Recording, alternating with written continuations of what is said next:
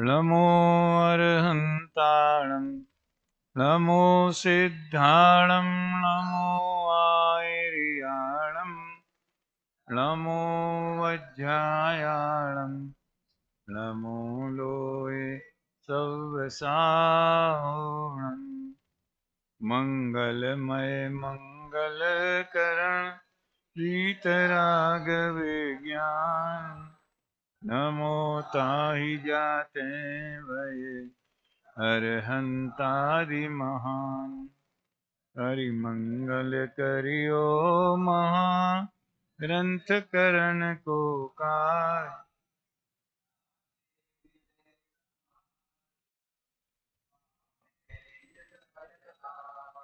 इस भव के सब दुख निको कारण मिथ्या भाव। कोई सत्ता नाश करी करी है मोक्ष उपाय। चौथे अधिकार के अंतर्गत अपना मुख्य विषय है 7 तत्व संबंधी भूलों का इसमें वर्णन किया है। क्यों किया है? क्योंकि उन्होंने प्रारंभ में ही ये घोषित किया है कि संसार के सभी दुखों का एकमात्र कारण मिथ्या भाव यानी मिथ्या दर्शन, मिथ्या ज्ञान, मिथ्या चारित्र हैं। और उनकी सत्ता का नाश करके मूल में से ही मिथ्या दर्शन, ज्ञान, चारित्र का अभाव करके हमें सुखी होना है। तो पहले नंबर पे उन्होंने मिथ्या दर्शन का वर्णन प्रारंभ किया। जब ये अध्याय शुरू किया था, आप लोगों का उपयोग अभी इधर लगा नहीं लगता है, हैं? कहें आगे बढ़ाएं, प्रश्न पूछें कोई एक आध दो। जब ये शुरू किया था तभी बताया था कि 7वें अधिकार में भी 7 तत्व संबंधी भूलों का वर्णन है। तो हमें ये प्रयास करना है कि चौथे अधिकार में जो भूलें बताई हैं उनमें और 7वें अधिकार में जो भूलें बताई हैं उनमें अंतर क्या है, दोनों की हम तुलना करेंगे तो उन भूलों को गहराई से समझ सकेंगे। और जब उन्हें समझेंगे तो उसके हिसाब से तत्व विचार करके हो सकता है अपन भी प्रायोग लब्धि में पहुंच जाएं, अंत कोड़ा कोड़ी वाली स्थिति आ जाए जो अभी बात चल रही है। देखो ऐसा है, मूलभूत अंतर तो ये है जो सब 7 तत्वों पे लागू होगा। एक कॉमन बात क्या कि ये अनादिकालीन अग्रहीत मिथ्यात्व है जिसमें जीवादि प्रयोजन भूत तत्व सरधे तिन माही विपर्ययत्व। जीवादि प्रयोजन भूत तत्वों के बारे में अनादिकाल से जो भूल चल रही है वो बिना समझ लो कुगुरु कुदेव के भी बिना उसमें मात्र दर्शन मोहनी कर्म की प्रकृति का ही उदय निमित्त है। तो वो एक इंद्री से लेकर के जब तक मिथ्यात्व है, यहाँ तक कि वो प्रायोग लब्धियोत्तरीकरण है, उपसम सम्यक्त के पहले तक ये मिथ्यात्व का उदय रहता है। और यथार्थ तत्व निर्णय होने पर भी अभिप्राय में ये भूल विद्यमान रहती है, शास्त्र अभ्यास करने पर भी। कौन सी? ये अनादिकालीन वाली। और 7वें अध्याय में जो भूल बताई है वो जैनाभासी मिथ्या दृष्टियों को होने वाली भूल है। आप लोगों ने 7वां अध्याय सुना पढ़ा होगा। जैनाभासी मतलब जैन कुल में जन्मे हैं, शास्त्र पढ़ते हैं लेकिन नए विवक्षा नहीं जानते, इसलिए वे तत्व का भाव भाषण नहीं कर पाते। तो 7वें अध्याय वाली भूलों में मूल केंद्र बिंदु क्या है कि भाव भाषण नहीं होना। तो आज हम 7वें अध्याय संबंधी जो भूल है इसकी तुलना करेंगे। पहले जो कल बताया था वो संक्षेप में दोहराए देते हैं कि ये 80 पेज पर ही है और पूरे दो पेज में यानी 9 पैराग्राफ में इसमें देह में एकत्व बुद्धि किस प्रकार से है। जैसे कि शरीर को अपना मानते हैं, शरीर की अवस्थाएं होती हैं उन्हें अपना मानते हैं, इंद्रियों से ज्ञान होता है ऐसा मानते हैं, हमने वाणी तो पुद्गल की है लेकिन मैं बोलता हूँ ऐसा मानते हैं, अंदर के रागादि भावों से जो शरीर की अवस्थाएं बदलती हैं सो मेरी अवस्थाएं हैं इस तरह से मानते हैं। शरीर दुबला है तो मैं दुबला हूँ, शरीर गोरा है तो मैं गोरा हूँ, अथवा मेरा उच्च कुल है मेरा नीच कुल है, मैं क्षत्रिय हूँ ब्राह्मण हूँ जैन हूँ वैश्य हूँ। इस तरह से 9 तरह से उन्होंने शरीर में एकत्व बुद्धि का वर्णन किया है। आपको इसमें ये करना चाहिए कि एक एक पैराग्राफ को एक एक लाइन में लिख देना चाहिए हेडिंग कि इसमें क्या बताया है। जैसे ये सबसे ऊपर वाला ही है तो इसमें स्वयं जीव है और शरीर के जो रागादि भाव हैं वो मेरे विभाव हैं और शरीर जो है वो पुद्गल का है, इन सबको एक मानना ऐसा। ज्ञान राग और शरीर इन सबको एक मानना, फिर दूसरे में शरीर में ही ममत्व बुद्धि करना, फिर तीसरे में इंद्रियों से ज्ञान होना, फिर चौथे में बोलने की इच्छा होने पर मैंने बोला ऐसा मानना। ये एक एक हेडिंग बता रहा हूं मैं आपको। मतलब अगर आपसे ये पूछा भी जाए मान लो परीक्षा में कि जीव अजीव तत्व संबंधी भूलों का वर्णन कीजिए तो इतना लंबा कैसे करेंगे, तो वो हेडिंग आप अगर जो लिख लेंगे और उसको ध्यान में रखेंगे तो वो आसान हो जाएगा। इसी तरह अब चलने फिरने की क्रिया है, लिखा है गमन आदि या वस्तु ग्रहण आदि की क्रिया, तो ये मैंने की है ऐसा मानना। फिर उसके बाद में कषाय के अनुसार शरीर की जो स्थिति बनती है, क्रोध आदि होने पर आंख लाल हो जाती है, वचन कठोर हो जाते हैं, तो वो सब मेरी अवस्था है ऐसा मानना। ये सब इस तरह से है। और जो एक अंतिम बात है कि ऐसा क्यों हुआ, कल अंत में हमने इस पे बहुत जोर दिया था, ये 81 पेज पे सबसे नीचे, पुनः मैं उसको दोहराना चाहता हूँ, ये बहुत ध्यान देने की बात है। आत्मा को अनादि से इंद्रिय ज्ञान है, उससे स्वयं अमूर्तिक है वह तो भाषित नहीं होता। ध्यान रखना, स्वयं अमूर्तिक है, यहाँ रुकना नहीं, नहीं तो क्या अर्थ निकलेगा प्रमोद जी कि अनादि से इंद्रिय ज्ञान है उससे स्वयं अमूर्तिक है। यही अर्थ निकल जाएगा ना, इसलिए वहां कामा नहीं लगाना कि अनादि से जीव को इंद्रिय ज्ञान है, उससे यानी इंद्रिय ज्ञान के कारण स्वयं अमूर्तिक है, वो भाषित नहीं होता। अपना अमूर्तिक स्वरूप, शरीर से भिन्न चैतन्य स्वरूप, वो भाषित नहीं होता। और शरीर मूर्तिक है वो ही भाषित होता। भाषित होता है माने क्या है, जाना जाता है, ज्ञान में वही विषय बनता है। तो ये तो परिस्थिति बनती है। अब आत्मा किसी को आप रूप जानकर अहम बुद्धि धारण करे ही करे।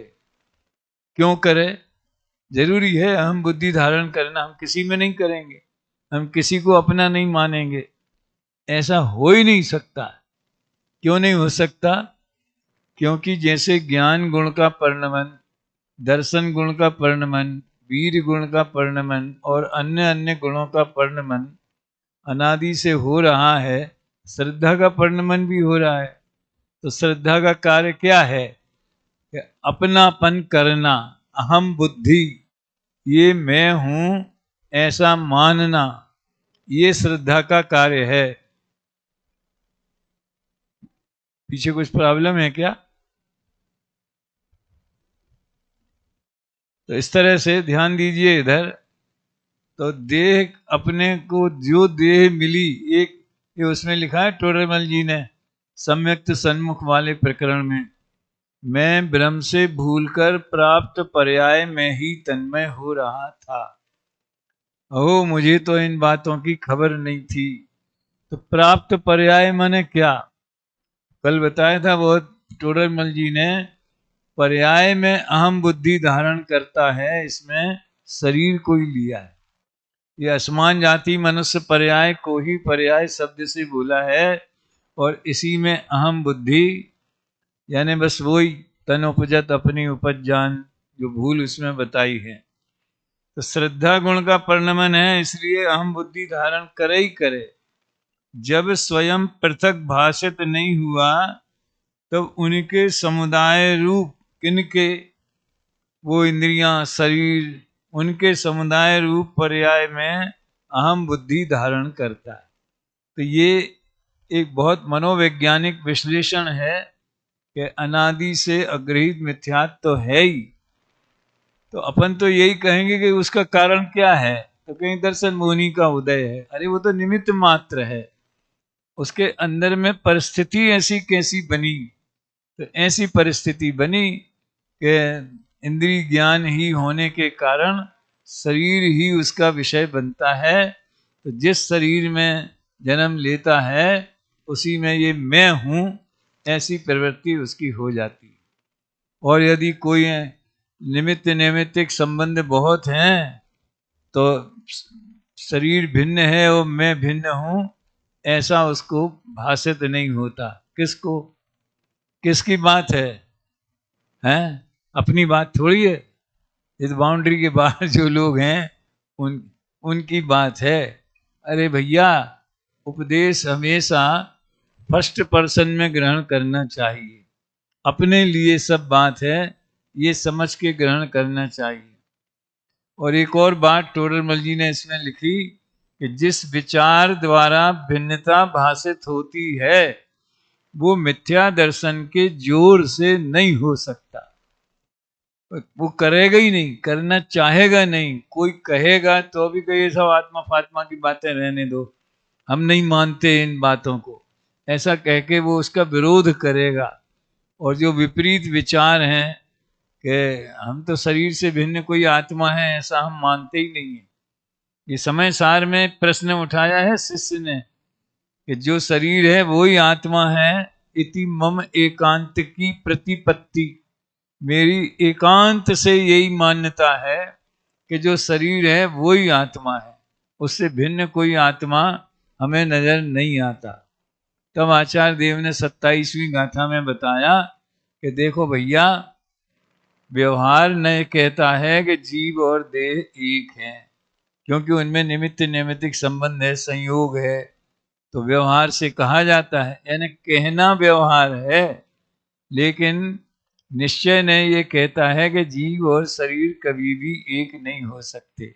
सवेरे वो क्लास चलती ना, कौन सी? निश्चय व्यवहार के प्रयोग वाली। अब ये हमने पुनः अनादि अग्रहित मिथ्यात्व में जीव अजीव तत्व संबंधी भूल कैसी है ये बता दिया। अब 225 पेज पर इसमें भी जीव अजीव तत्व का अन्यथा रूप, ये हेडिंग है 225 पेज पे। देखो, ये हेडिंग को भी अच्छे से समझ लो। जीव और अजीव तत्व का अन्यथा रूप माने क्या? कि जीव और जीव अन्यथा हो जाते हैं, जीव अजीव बन जाए, अजीव जीव बन जाए, तो अन्यथा, अन्यथा माने उल्टे विपरीत हो जाए, ऐसा होता है क्या? तो फिर हमारी मान्यता में जो हमने विपरीत मान रखा है उसकी बात है। अब आपको वो फार्मूला लगाना है, ये भाव भाषण नहीं हुआ। क्यों नहीं हुआ? क्योंकि नए विवक्षा को नहीं जानता। इस सातवें अधिकार वाला जो जीव है, निश्चयाभासी, व्यवहाराभासी, उभयाभासी, तीनों, लेकिन यहाँ व्यवहाराभासी की बात है। तो इसमें देखिए वो भूल का पहला पॉइंट क्या बताया कि और दूसरे व्यवहारने वाले ग्रंथ तो पढ़े कि 14 गुण स्थान होते हैं, 14 मागणा स्थान होती हैं, इतने जीव समास होते हैं, यही जीव है, उसी को ही जीव मान लिया। और पुद्गल में भी समझ लो जो दूसरे उसके भेद प्रभेद हैं, कर्मों के भेद प्रभेद हैं, उनको जान लिया। सुनो, लेकिन मूल बात जो जाननी चाहिए वो इसमें जो दी है कि अध्यात्म शास्त्रों में भेद विज्ञान को कारणभूत और वीतराग दशा होने को कारणभूत जैसा निरूपण किया है वैसा नहीं जानते। अभी अपने को अभ्यास करना चाहिए, सोचना चाहिए कैसा निरूपण किया है अध्यात्म शास्त्रों में, यानी मुख्यतया समय सार इत्यादि में कैसा निरूपण किया है। उसमें ऐसा निरूपण किया है कि देखो, ये वर्णादि से रागादि तक के जो 29 भाव हैं, ये व्यवहार से जीव के कहे जाते हैं, वास्तव में ये जीव नहीं है। तो जीव कौन है? तो जो सुबह प्रवचन में आया था कि जैसे नमक एक क्षार रस वाला मात्र है, ऐसे ये जीव ज्ञान स्वरूप स्वभावी है। चाहे पुण्य हो पाप हो, कैसे भी परिणाम होवे, ये हर अवस्था में जीव तो ज्ञान रूपी ही रहता है। तो पहला चूक कहाँ हो गई, भाव भाषण क्यों नहीं हुआ? कि वो भाव ख्याल ही में नहीं आया, वो विषय ही नहीं पढ़ा। अरे और दुनिया भर के बहुत सारे, दुनिया भर के माने जैन शास्त्रों में ही जो डिटेल संयोग बताने वाले, निमित्त नैमित्तिक संबंध बताने वाले, वो शास्त्र पढ़े, लेकिन मैं ज्ञायक हूँ ऐसा जो मुख्य बात भजन आनी चाहिए वो नहीं पढ़ी। फिर दूसरा, थोड़ा और एक स्टेप आगे बढ़े, किसी प्रसंगवश जानना हो जाए, समय सार भी पढ़ ले, विद्यालय में भर्ती हो जाए, कोई शिविर में चला जाए, तो भी रट लेता है कि आत्मा तो अपन गाथाएं रट लेते हैं, कलश पढ़ लेते हैं, पढ़ाने लगते हैं, लेकिन प्रयोग पद्धति क्या है? अपने को आप रूप जानकर अपना अंश भी पर में न मिलाना, और पर को पर रूप जानकर पर का अंश भी अपने में न मिलाना। यानी देह और चेतन की जो भिन्नता है वो भाषित नहीं होती। और इसमें जो एक मैंने पहले भी याद किया था इसको, आत्माश्रित ज्ञान आदि में और शरीर आश्रित उपदेश उपवास आदि में अपनत्व, तो अपना मिला दिया ना, मैंने भोजन किया या मैंने उपवास किया, और सब लगा लेना। ये तो संकेत में कहा है कि मैंने दर्शन किया, मैंने पूजन करी, मैंने ये किया, मैंने तीर्थ यात्रा की, मैंने किताब लिखी, मैंने किताब पढ़ी, सब सब लगा लेना बाह्य क्रियाएं, तो मैंने की। अब वही बात उधर कही थी चौथे अध्याय में कि जो शरीर की क्रिया हैं उनको अपनी मानता है। इसमें और उसमें क्या फर्क हुआ? उसने शास्त्र नहीं पढ़े थे, समझ में आया ना, और वो अनादि से दर्शन मोह के उदय के निमित्त से उसकी मान्यता थी, क्योंकि उसको अपने स्वरूप का ज्ञान नहीं था, इंद्रिय ज्ञान मात्र था। और इसने तो शास्त्र पढ़े हैं, देह और आत्मा भिन्न है ऐसा बताने वाले समय सार आदि ग्रंथ पढ़े हैं, तो भी व्यवहारने वाले ग्रंथों को ही मुख्यता करके उसी को वास्तव में जीव मान लिया। जिनसे भेद विज्ञान होता है, या तो वो बात पढ़ी नहीं, जानी नहीं, और जानी तो भी अपने ऊपर लागू नहीं की। देखो ऐसा है कि इसके कई उदाहरण भी दिए जाते हैं। जैसे किसी व्यक्ति ने एक तोता पाला और उसको सिखाया कि जब बिल्ली आए तो उड़ जाना, तो उसने रट लिया कि जब बिल्ली आए तो उड़ जाएंगे, बिल्ली आए तो उड़ जाना। बार बार पूछा, प्रश्नोत्तर किए, क्यों मिट्टू, तो बिल्ली आए तो क्या करो? तो बिल्ली आए तो उड़ जाना। अब एक बार सचमुच में बिल्ली आ गई और उसका पिंजरा खुला था, वो बाहर था, और बिल्ली आ गई, तो वो बस वो उड़ा तो नहीं, और यही बोलता है कि बिल्ली आए तो उड़ जाना, बिल्ली आए तो उड़ जाना। तो ऐसे छोटी छोटी जो समझ लो पंचतंत्र की या जातक कथाएं जैसी हैं, उनसे वो उसको भाव भाषण नहीं हुआ, रट लिया लेकिन भाव भाषण नहीं। इसमें ये 224 पेज पे यही लिखा है, शास्त्र में तत्वा सिद्धांत सम्यक दर्शनम ऐसा वचन कहा है, इसलिए शास्त्रों में जैसे जीवादि तत्व लिखे हैं वैसे आप सीख लेता है, ठीक है, और वहां उपयोग लगाता है। ये जो अपने ये भी नहीं कर पा रहे हैं, अभी उपयोग भी नहीं लगा पा रहे हैं, तो ये तो उसकी बात है जो उपयोग लगाता है, औरों को उपदेश देता है। ये सब अपन लोगों के लिए है, प्रवचनकार बन गया, औरों को उपदेश देता है, परंतु उन तत्वों का भाव भाषित नहीं होता। तो अगर मान लो हमें ऐसा प्रश्न रख दें कि भाव भाषण को आप कैसे समझाओगे, भाव भाषण का विचार विश्लेषण करो। वो आपके प्रशिक्षण शिविर में करते हैं ना, जीवनोपयोगी वगैरह, है कैसे समझाओगे? तो एक ये तोते वाला उदाहरण, और दूसरा छोटे बच्चों का उदाहरण, जो 4-5 साल के बच्चे होते हैं, तो समझ लो उनके घर में उनकी बुआ की, चाचा की, किसी की भी शादी होती है, तो देखते हैं सब क्रियाएं कि मेहंदी हो रही है, हल्दी हो रही है, फलाना हो रहा है, तो वे भाई बहन भी आपस में वैसी ही क्रियाएं करके और ब्याह रचाते हैं। समझ में आया?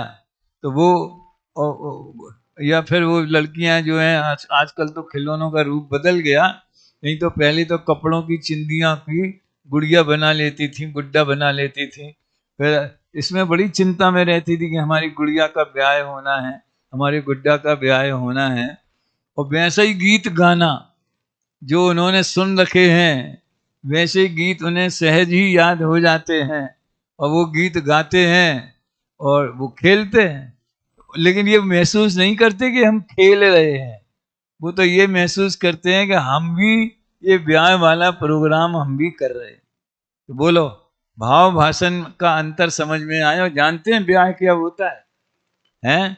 और उसको तो बस छोटे बच्चे से पूछो, क्यों चाचा की शादी हो रही है, हाँ बहुत सारी मिठाइयाँ बनेंगी, बहुत सारे बाजे बजेंगे, मैं नाचूंगी, बहुत मजा आएगा, उसके लिए शादी का ये अर्थ है। मतलब जीवन में कितने ऐसे प्रसंग बनते हैं जिसमें हम केवल नकल करते हैं और भाव भाषण नहीं होता। अब क्या है कि जैसे जैसे उम्र बढ़ती है, विषय कषायों की वासनाएं पैदा होती हैं, तो अपन को उन सब का भाव भाषण होता है? सोचने मात्र से हो जाता है, कहने की भी जरूरत नहीं है। लेकिन देव दर्शन का भाव भाषण क्या है, शास्त्र स्वाध्याय का भाव भाषण क्या है, आत्मचिंतन का भाव भाषण क्या है?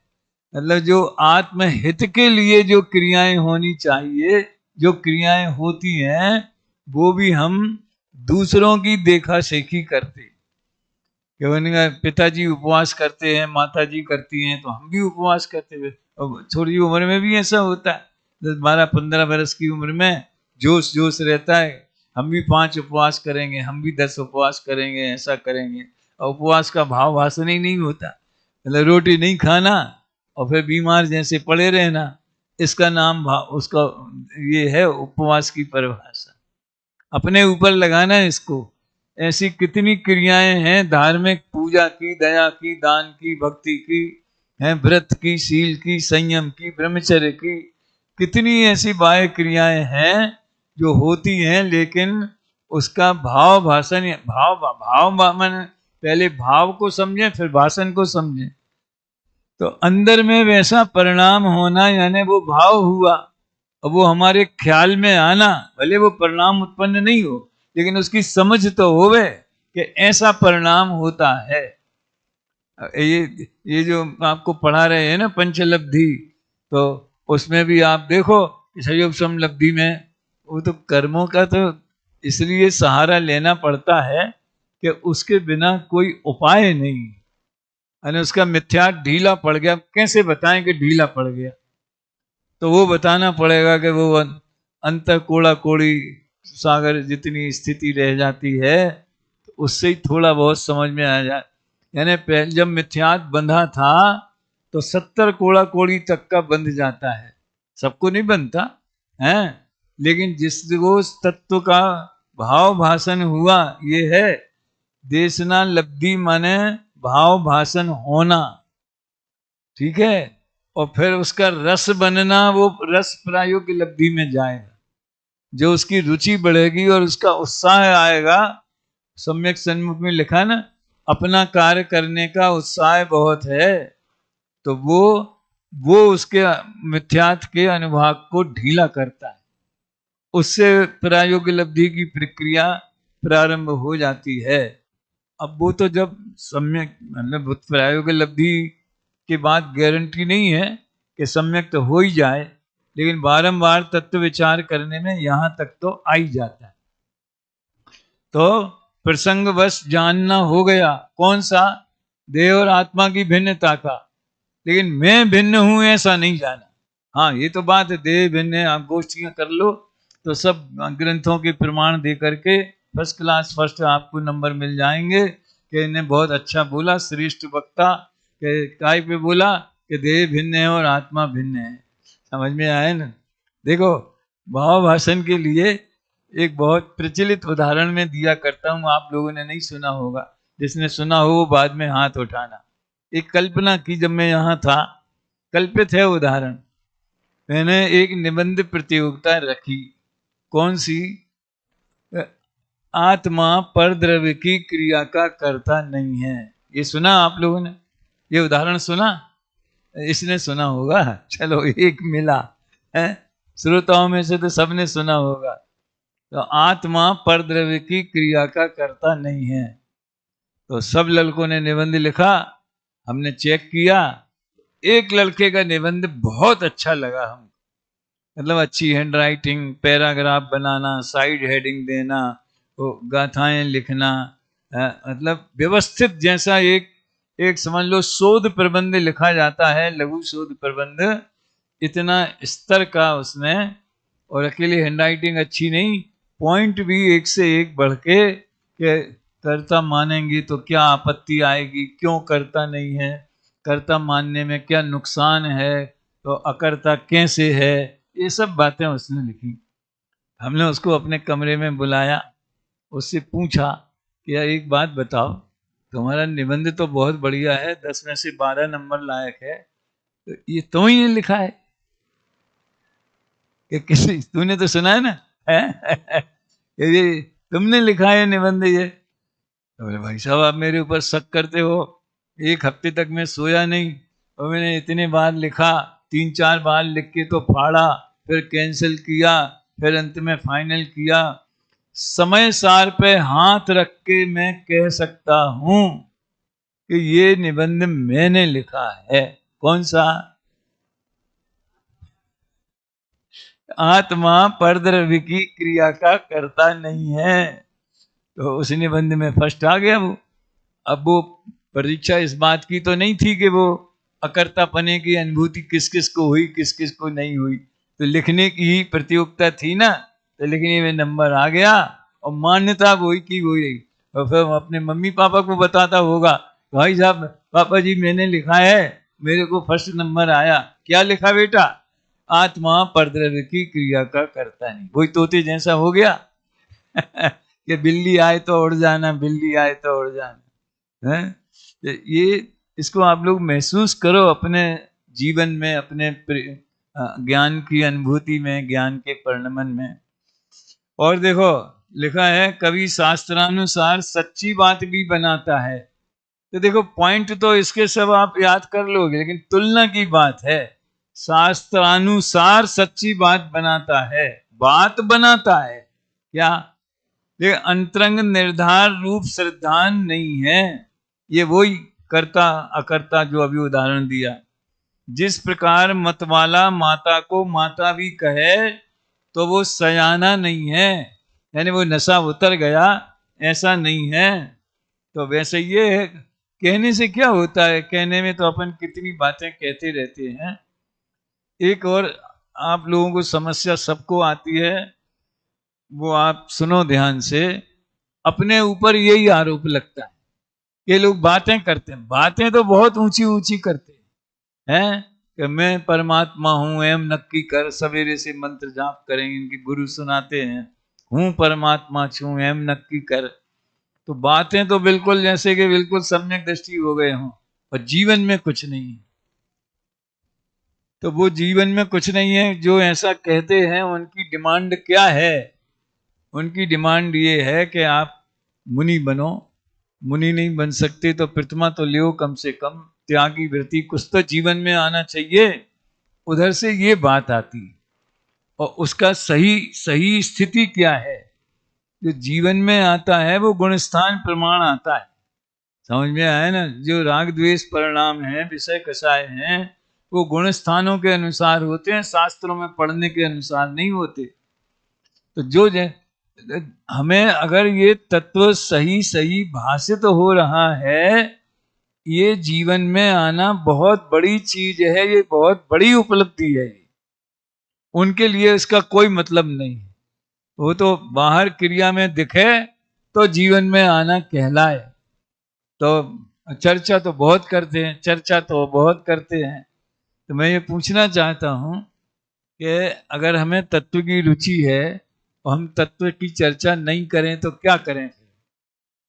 बोलो, उपयोग तो आत्मा में लगता नहीं, ना तुम्हारा ना हमारा है। और वहां कैसी चर्चा होती है, ये यहाँ उसकी चर्चा करने की जरूरत नहीं है। लेकिन अब किसकी चर्चा करें? राजनीति की करें, रूस और यूक्रेन के युद्ध की करें, हरियाणा महाराष्ट्र में चुनाव होने वाले हैं उसकी करें, हैं? और जो भी समझ लो दुनिया भर में बातें चलती हैं विषय कषाय की, और समझ लो कौन सी फिल्म आ रही है, कौन से क्या हो रहा है, ये क्रिकेट हो रहा है तो इसमें किसने क्या किया, ये चर्चा करें क्या? यानी चर्चा से इतराज क्यों है? चर्चा जो वही करेगा जिसको उस विषय की रुचि होगी। तो रुचि ही चर्चा का प्रतीक है। चर्चा रुचि का प्रतीक है और रुचि की पोषक है। जिसको रुचि होगी वो उसकी चर्चा करके अपनी रुचि का ही पोषण करता है। कहने का आशय यह है कि हमें इसमें संतुष्ट नहीं होना है, ये बातों में संतुष्ट नहीं होना है, लेकिन वो उसके माध्यम से हमारा तत्व निर्णय बहुत स्पष्ट होना चाहिए। ठीक है, देखो कितने पॉइंट हुए। और ये जोरदार है, जैसे किसी और की ही बातें कर रहा हो उस प्रकार से आत्मा का कथन करता है, परंतु ये आत्मा मैं हूं ऐसा भाव भाषित नहीं होता। अब उसमें ही लगा लेना, समझ लो कि बिल्ली आए तो उड़ जाना, लेकिन वो अपने लिए लागू किया, ये भाव उसको भाषित नहीं हुआ। और जैसे किसी और को और से भिन्न बतलाता हो, उस प्रकार आत्मा और शरीर की भिन्नता प्ररूपित करता है। वो ऊपर वाले पैराग्राफ को ही उन्होंने क्लियर किया है, और हर एक में लिखा है, देखो ऐसा भाव भाषित नहीं होता, ऐसा भाव भाषित नहीं होता, हर 2 लाइन वाले पैराग्राफ में। आत्मा भिन्न है, शरीर भिन्न है। आत्मा चैतन्य स्वरूप है। आत्मा तो चेतना का पुण्य, अनंत गुणों का पिंड है, अनंत शक्ति स्वरूप है। कौन कौन है अनंत शक्ति स्वरूप? आत्मा। और हम कौन है? हम तो अभय कुमार हैं, हम तो पंडित हैं, हम तो विद्यार्थी हैं, समझ में, हम तो बालक हैं। तो वासना तो ये भरी है अभिप्राय में, देह में एकत्व बुद्धि वाली, और गीत गा रहे हैं आत्मा के। तो वो अंदर में जो अभिप्राय में जो वासना है वो ढीली पड़नी चाहिए। समझ में आया है ना? अब उसका कोई थर्मामीटर तो है नहीं कि किसकी कितने परसेंट ढीली पड़ गई, कितने परसेंट क्या हुआ, ऐसा तो कुछ है नहीं। और देखो, पर्याय में जीव पुद्गल के परस्पर निमित्त से अनेक क्रियाएं होती हैं। वो चौथे अधिकार में भी वो क्रियाएं सब बता दी जो अभी बताए ना, कि बोलता है, गमन इत्यादि क्रियाएं करता है, ये सब बता दिया। उन्हें दोनों द्रव्यों के मिलाप से उत्पन्न हुई मानता, ये वहां नहीं था। वहां तो केवल ये था कि ये क्रियाएं मैं करता हूं। अब यहां पंडित हो गया ना, शास्त्र पढ़ लिए ना, तो उपादान से भी कार्य होता है, निमित्त से भी कार्य होता है। तो शरीर में जो क्रियाएं होती हैं तो उनका कर्ता शरीर भी है और आत्मा भी है। जैसे बहुत सी जगह ये मिलेगा कि भोजन कौन करता है, शरीर के आत्मा। अब ये बड़ी समस्या है, शरीर करता है अगर ऐसा माने तो कहेंगे जब जब आत्मा निकल जाए और मुर्दा शरीर पड़ा रहे तो क्यों नहीं करता। और आत्मा करता है ऐसा माने तो सिद्ध भगवान को भी करना चाहिए। समझ, अनंतों को करना माने तब तो श्वेतांबर वाला दोष आ जाएगा। इसलिए सिद्ध भगवान को भी करना चाहिए। न सिद्ध भगवान करते हैं न मुर्दा करता है, तो क्या मानना फिर, समन्वय कैसे होगा? कि शरीर और आत्मा दोनों मिलके करते, ये दो द्रव्यों के मिलाप से है। तो इतना उसको क्लियर नहीं होता कि भोजन संबंधी राग की क्रिया का कर्ता तो आत्मा है। वो अज्ञानी है कि ज्ञानी है वो विषय यहाँ नहीं है, कॉमन बात है, सामान्य कथन है कि भोजन संबंधी राग की क्रिया का कर्ता तो आत्मा है, और जो भोजन की क्रिया होती है वो शरीर की क्रिया होती है। दोनों में निमित्त नैमित्तिक संबंध है ऐसा नहीं जानता है, दोनों मिलके करते हैं। ये शास्त्र पढ़ने वाले की भूल है, ये ध्यान रखना चाहिए। देखो, ये जीव की क्रिया है, उसका पुद्गल निमित्त है, और ये पुद्गल की क्रिया है, उसका जीव निमित्त है। ऐसा भिन्न भिन्न भाव भाषित नहीं होता इत्यादि भाव अब निष्कर्ष निकालते, इत्यादि भाव भाषित हुए बिना पूरा प्रकरण भाव भाषण वाला है, उसे जीव अजीव का सच्चा श्रद्धानी नहीं कहते। क्यों नहीं कहते? क्योंकि जीव अजीव को जानने का तो यही प्रयोजन था। क्या प्रयोजन था? कि अपने को जीव स्वरूप यानी चेतना लक्षण वाला, ज्ञान दर्शन लक्षण वाला पदार्थ मैं हूं ऐसा माने, और शरीर आदि जो मेरे से भिन्न है ऐसा माने, ये प्रयोजन था। अब जैसे मान लीजिए कोई व्यक्ति, कोई विद्यार्थी, अब समझ लो 16 में से 24 में से 12 घंटा 14 घंटा पढ़ाई करे, लेकिन तो भी फेल हो जाए, तो कौन कहे हम तो बहुत पढ़ाई करी, क्या किया? कुछ नहीं किया, तो उसका सब पानी में गया ना, है कोई सार्थक नहीं। सार्थक शब्द सुना है आपने? सार्थक माने क्या? प्रयोजन सहित, जिस काम का प्रयोजन सिद्ध हो जाए तो समझ लो सार्थक हो गया। तो अभी सार्थकता किसमें थी? कि उसको भेद विज्ञान होना चाहिए, वो नहीं हुआ। तो कुछ भी हो, कितने ही शास्त्र पढ़ लो, सारे जीवन भर पढ़ो पढ़ाओ इसी में ही रहो, मंद कषाय होगी तो पुण्य बनेगा, और वो पुण्य कितने दिन काम में आएगा? एक भाव का काम में आएगा। समझ में आया ना?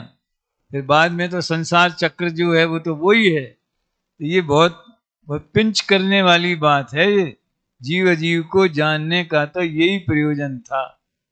हमने विद्यार्थी का उदाहरण दिया, आप व्यापार में भी लगा सकते हैं कि दुकान खूब चली, खूब माल खरीदा, खूब माल बेचा, और बैलेंस शीट बनी तो घाटा दिखाया, उसमें घाटे की बैलेंस शीट बनी। हमने तो खूब मेहनत करी थी, सुबह 6 बजे से आके दुकान खोल लेते थे 10 बजे तक, लेकिन विवेक था कि नहीं कि कौन सा माल खराब हो रहा है, अच्छा है, किस भाव आया है, किस भाव बेचना चाहिए, है किसको उधार देना चाहिए, कुछ अकल लगाई कि नहीं? बस मेहनत करी।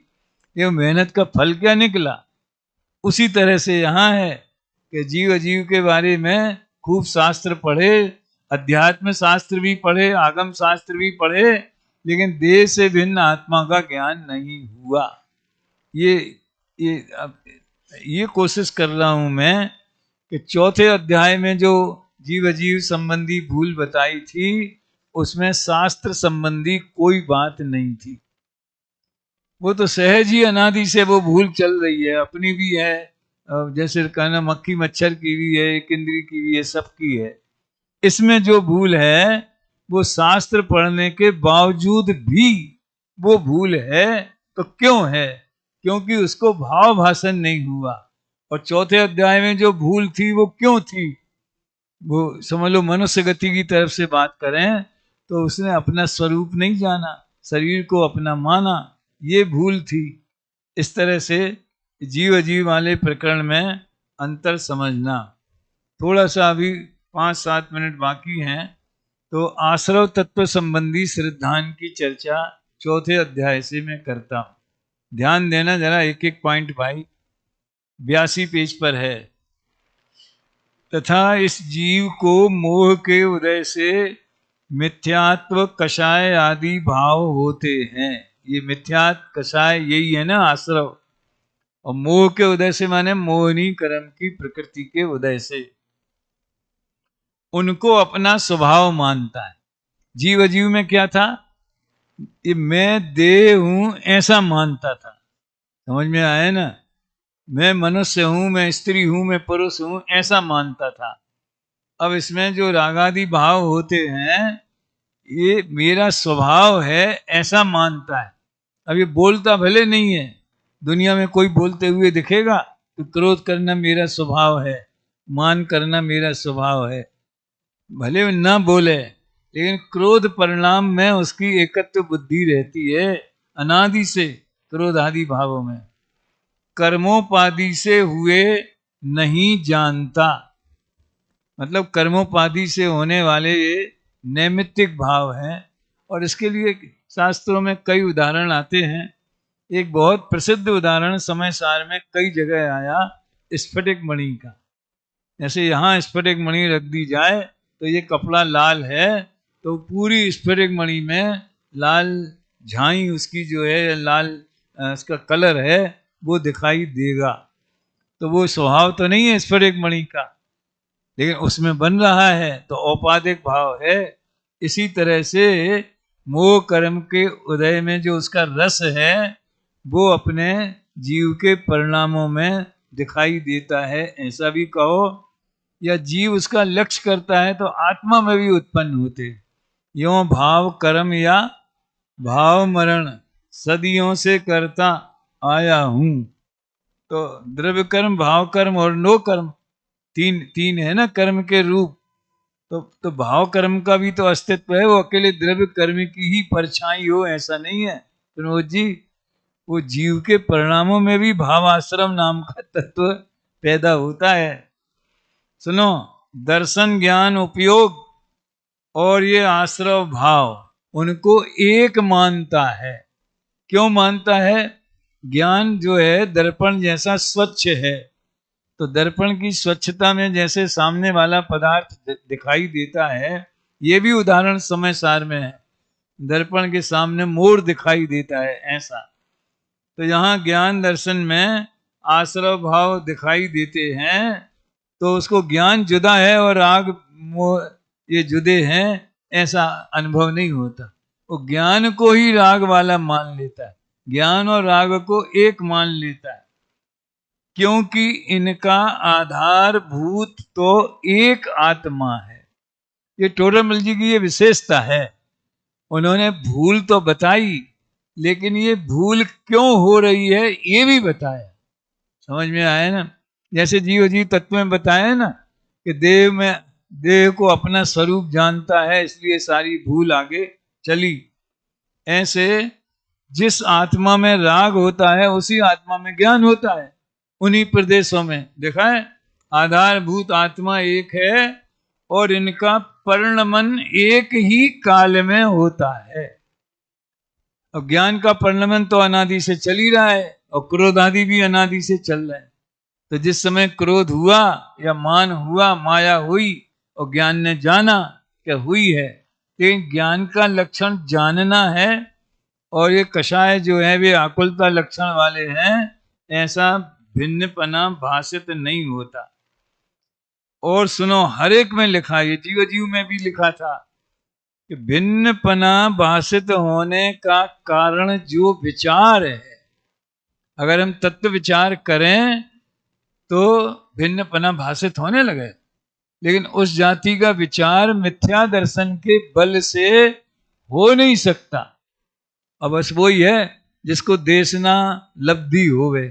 देशना का यानी गुरु के उपदेश में जो तत्व का स्वरूप बताया है वो समझ में आवे, फिर थोड़ा थोड़ा भाव भाषण होवे तो उसको कम से कम ज्ञान में तो समझ में आवे कि ज्ञान भिन्न है और राग भिन्न है। जब सम्यक दर्शन होगा और अनुभव में ज्ञायक भाव आएगा तब की बात तो निराली है, लेकिन निर्णय तो हो कम से कम। यहाँ निर्णय भी नहीं हो सकता। वो आप यूं समझ लो कि मिथ्यात्व इतना तीव्र है कि गुरु समझाएं तो भी हाँ हाँ कहेगा, लेकिन उसको अंदर में ऐसे कैसे हो सकता है? ज्ञान और राग तो एक ही है, ऐसा भाषित होता है। अब दूसरा पॉइंट, अभी कौन सा पॉइंट था कि क्रोध आदि भाव और ज्ञान का परिणमन एक काल में है और एक ही आत्मा में होते हैं, तो इसलिए भिन्नता भाषित नहीं होती और मिथ्यात्व की जोर से भिन्नता पोषक विचार नहीं होता। अब ये मिथ्यात्व कसाय भाव आकुलता सहित हैं, वर्तमान में दुखमय हैं, बंध के कारण हैं, आगामी काल में दुख उत्पन्न करेंगे, ऐसा नहीं जानता। आश्रव दुखकार घनेरे, बुद्धिवंत तिन्हें निर्वेरे। तो अपन भी पढ़ लेते हैं। सच बताओ, अपन को कभी ऐसा महसूस होता है कि हमारे भीतर जो इच्छाएं हैं, जो 5 इंद्रिय विषयों की तृष्णा है या जो क्रोध आदि भाव हैं, इनके ही कारण मैं दुखी हूं, ऐसा कभी लगता है? परद्रव्य को दुख का कारण मानते हैं। समझ में आया ना? तो ये इससे पता चलता है कि आश्रव को दुख रूप नहीं जानना। आश्रव तत्व संबंधी भूल क्या है? 2 पॉइंट हैं। एक, आत्मा और आश्रव को एक मानना, ये कर्ता कर्माधिकार की शुरुआत यहां से हुई है।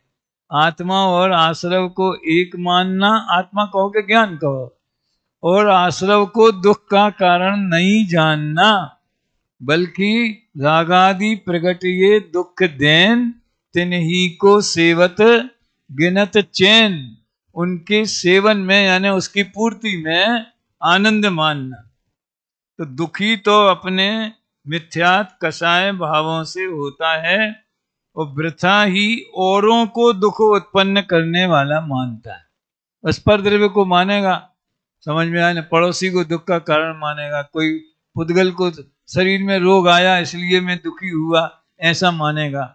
ऐसा नहीं समझेगा कि मैं शरीर को अपना मानता हूं इसलिए दुखी हूं, ऐसा विचार भी नहीं आता। गंभीर बात है। मतलब हम शास्त्र पढ़ते हुए भी क्यों वंचित हैं उसके लाभ से, ये रहस्य है। ये तो अग्रहित मिथ्यात्व है। देखो, दुखी तो मिथ्या श्रद्धान से होता है, परंतु अपने श्रद्धान के अनुसार पदार्थ न प्रवर्ते उसे दुखदायक मानता है। पंडित साहब एक बात कहा करते थे कि बच्चे हमारा कहना नहीं मानते तो हम तो बड़े दुखी हैं, बड़े परेशान हैं। तो पंडित कहते थे, तुम अपने बाप का मानते थे? हैं? तुम भगवान की मानते हो? भगवान जैसा कहते हैं वैसा तुम मानते हो? तुम भगवान की नहीं मानते और फिर बच्चे तुम्हारी माने। ये तो हम इसलिए लोग दुखी रहते हैं कि हमारी श्रद्धा के अनुसार परिणमन नहीं होता। होना तो ये चाहिए जैसा वस्तु का स्वरूप है वैसा श्रद्धान कर लो। ये तीसरे अधिकार में बात आ गई थी ये कि सुखी होने का क्या उपाय? 2 उपाय हैं, एक संभव और एक असंभव। कौन से 2 उपाय हैं? या तो जैसा हम चाहें वैसा हो सारी दुनिया में, तो अकेले तुम ही थोड़ी हो, हैं? भारत 750 करोड़ 800 करोड़ तो पूरी दुनिया की जनसंख्या है, 150 करोड़ भारत की है, तो सभी चाहेंगे कि जैसा हम चाहें वैसा होवे, तो ये तो असंभव है। तो संभव क्या है? होता है सो होने दो, होने को स्वीकार करो। तुम चाहो ही मत ना, जो होता है उसको सहज जान लो, उससे हमारा कोई संबंध है ही नहीं। तो वस्तु स्वरूप के अनुसार श्रद्धान होना एकमात्र सुखी होने का यही उपाय है, ना कि हम अपनी श्रद्धा के अनुसार, मान्यता के अनुसार वस्तु को चलाना चाहें। हमारी मान्यताओं का ही ठिकाना नहीं है। तो दुखी तो क्रोध से होता है, परंतु जिससे क्रोध किया हो उसको दुखनायक मान। सबका लिखा, क्रोध का, मान का, माया का, है। दुखी तो लोभ से होता है, इष्ट वस्तु की अप्राप्ति को दुखदायक जानता है, और इन भावों का जैसा फल आता है वैसा भाषित नहीं होता। मतलब ये डर भय नहीं लगता कि ये जो बेईमानी है, ये छल है, समझिए मायाचारी है, इसके फल में नरक तिरंच होंगे, तो जिनवाणी बताती है सब, लेकिन वो तो शास्त्रों की बातें हैं, महसूस ही नहीं होता कि ये भावों से। वो दादा ने एक किताब लिखी है, सुनी आप लोगों ने, इन भावों का फल क्या होगा, यही है ना, है पढ़ने लायक है। तो उनका फल भाषित नहीं होता, इसलिए वे भाव बुरे नहीं लगते। तो अपने किए हुए हैं तो बुरे कैसे लगेंगे? जो काम हमने किया है वो भले गलत होवे तो भी हमें उसमें गलतपना भाषित नहीं होता। ये आश्रव तत्व संबंधी 3 पॉइंट हैं। कौन कौन से? कि आत्मा और आश्रव को जुदा जुदा नहीं मानना, एक मानना। फिर आश्रव दुखदायक हैं तो भी उन्हें दुखदायक नहीं मानना। फिर आश्रव का फल जो है वो दुखदायक है तो वो भी नहीं मानना। ये 3 बिंदुओं पे अनादिकाल से आश्रव तत्व संबंधी भूल चल रही। उसके लिए भाषा ज्ञान की जरूरत नहीं है, हैं कि ये त्रियंच हैं या ये असंगी जीव हैं, ये पृथ्वी है, जल है, अग्नि है, ये कहाँ मानते होंगे, ये कैसे मानेंगे? अरे श्रद्धा गुण का परिणमन है और एक मान्यता में सब मान्यताएं समाई हैं। वो पर्याय में अहम बुद्धि है तो उसमें सारी तत्वों की भूल समाई है। तो आज हमने 4थे अध्याय में आश्रव तत्व संबंधी भूल के 3 बिंदुओं के आधार से चर्चा की। अभी 7वें अध्याय में किस एंगल से है उसकी चर्चा अपन कल करेंगे। अभी का समय हो गया।